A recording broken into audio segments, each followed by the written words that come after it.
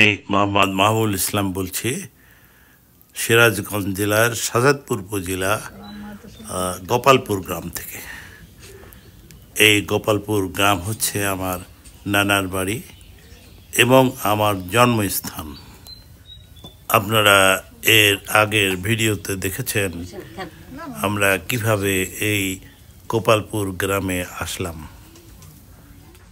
আজকে আমাদের গোপালপুর এই গ্রামে প্রথম দিন। আমার মামাতো ভাইয়ের বাসায় আমরা উঠেছি। এই মামাতো ভাইয়ের বাসায় তার স্ত্রী আমাদের সকালে নাস্তা করার জন্য দেখুন কি সুন্দর গরম গরম ভাপা পিঠা তৈরি করছেন। আমি গত পর্বে বলেছি আমার সঙ্গে আমার স্ত্রী, আমার বড় ভাই ও ভাবি এবং আমার বড় বোনের হাজব্যান্ড দুলা ভাই, আমরা একত্রে 5 জন এসেছি এই গোপালপুর গ্রামে 2 দিন থাকবো বলে।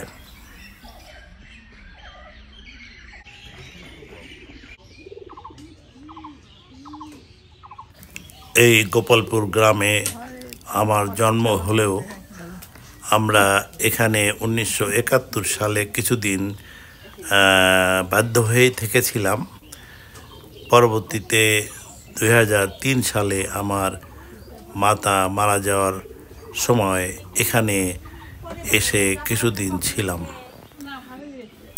এরপর আমার পক্ষে আর এই গোপালপুর গ্রাম আমার জন্মস্থানে আসা সম্ভব হয় নাই কাজের ব্যস্ততার জন্য, এবং সুদীর্ঘ প্রায় 21 বছর পর আবার আমার ভাইয়ের সাথে এসেছি এই জন্মস্থানে 2 দিন থাকবো বলে।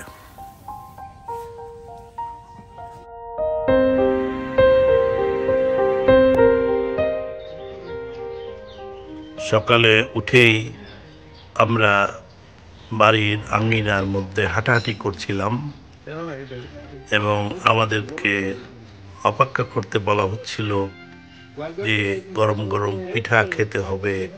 তাই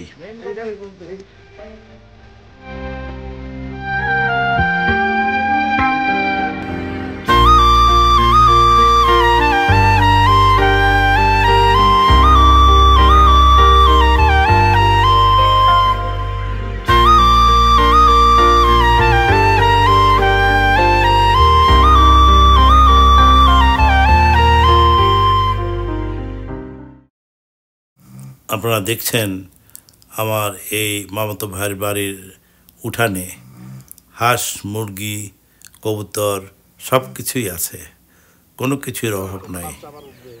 এবং সকালবেলা তারা উন্মুক্তভাবে উঠানের ভিতরে চলাচল করছে। এই গ্রামীণ পরিবেশ দেখতে যে কত ভালো লাগে সেটা আমরা মুখের ভাষায় বোঝাতে পারবো না।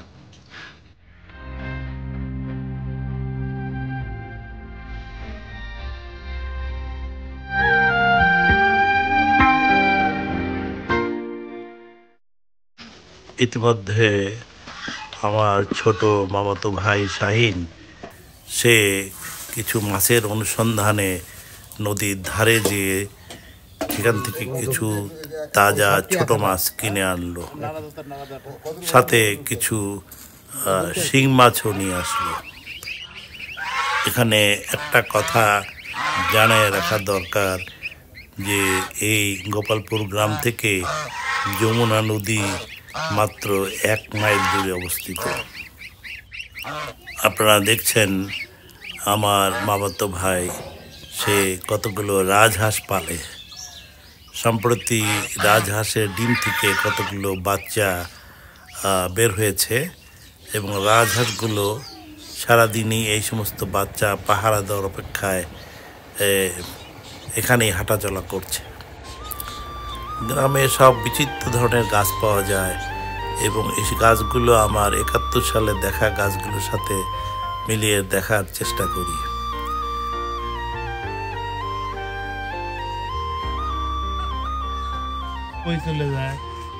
চলে যাও কে?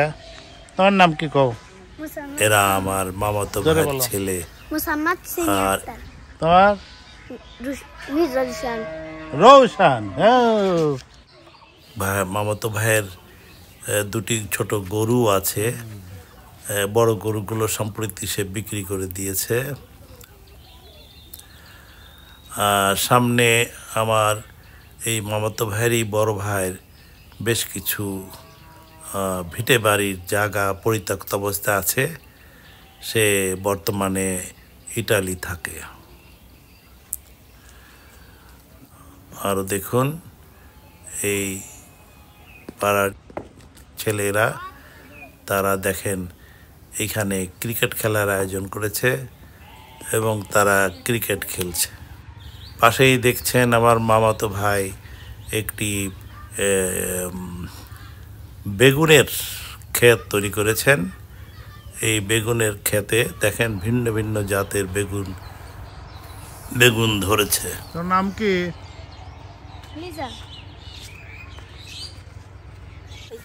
এই দেখুন বেগুন ক্ষেতের উৎপাদিত বেগুন। এগুলো পাকলি পারে না, এই যে এগুলো পাকলি পারে। এই যে বেগুনগুলো উঠানো হচ্ছে,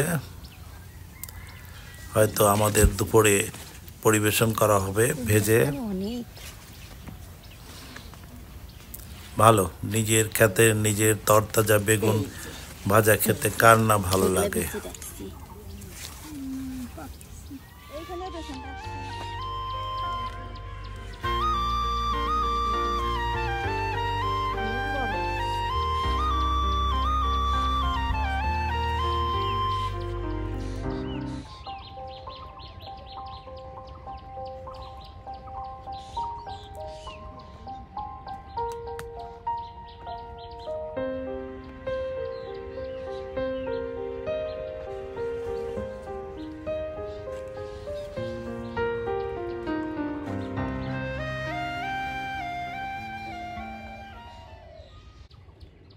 আমার আবার লাউ গাছের পাতার ভর্তা খেতে খুব ভালো লাগে, তাই আমার চাহিদা মোতাবেক কিছু লাউ গাছের পাতাও ছিঁড়ে নিয়ে আসা হচ্ছে। দেখুন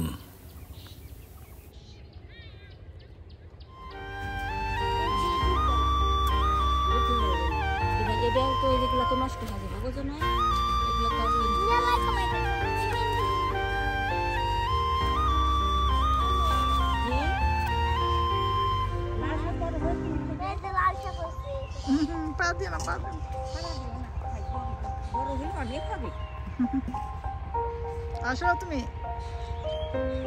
আসো।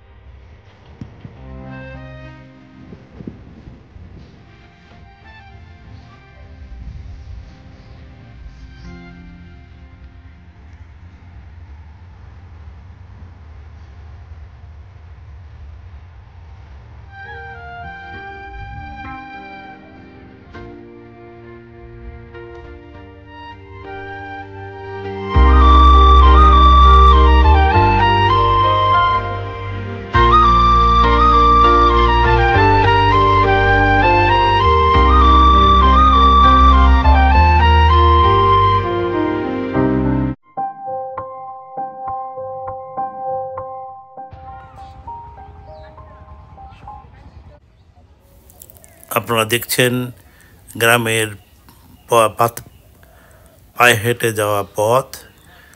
এই পথেই আমরা 1971 সালে দেখেছি খরস্রোতা, বর্ষাকালে খরস্রোতা পানি চলে যেতে।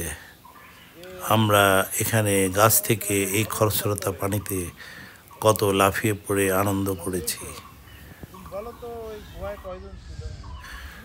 এই খোলামেলা জায়গায় আড্ডা দেওয়া খুবই আরামদায়ক এবং সুন্দর মনোরম বাতাসের মধ্যে আমি এবং আমার দুলাভাই বসে অনেকক্ষণ গল্প করে সময় কাটালাম। আমার বড় ভাই আগামীকাল আমরা গ্রামের সবাইকে নিয়ে যে একত্রে দুপুরে খাওয়া দাওয়া করব এবং আমার মরহুমা মা সহ সকল বিগত আত্মীয় স্বজনের জন্য দোয়া করব। তার আয়োজনের জন্য একটি গরু কিনতে ইতিমধ্যে হাটে চলে গিয়েছিলেন। তিনি কিছুক্ষণের মধ্যেই একটি মাঝারি ধরনের গরু, ষাঁড় গরু কিনে নিয়ে আসলেন। আমরা যেখানে বসে কথা বলছিলাম তার পাশেই এটা বেঁধে রাখলাম। আগামীকাল খুব ভোরেই এই গরুটা আমরা জবাই করে রান্নার জন্য প্রস্তুতি নেব।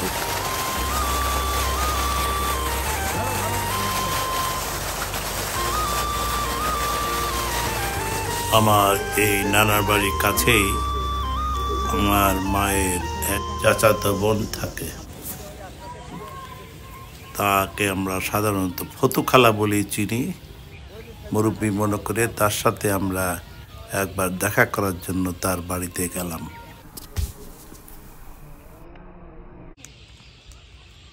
তার সঠিক বয়স সম্পর্কে আমার ঠিকমতো জানা নেই, তবে তিনি আমার মায়ের সমসাময়িক ছিলেন। সম্ভবত 90 প্লাস মাইনাস এরকম বয়স তার হতে পারে। আমাদের যাওয়াতে তিনি অত্যাধিক খুশি হলেন। আমরা তার নিকট দোয়া প্রার্থনা করলাম।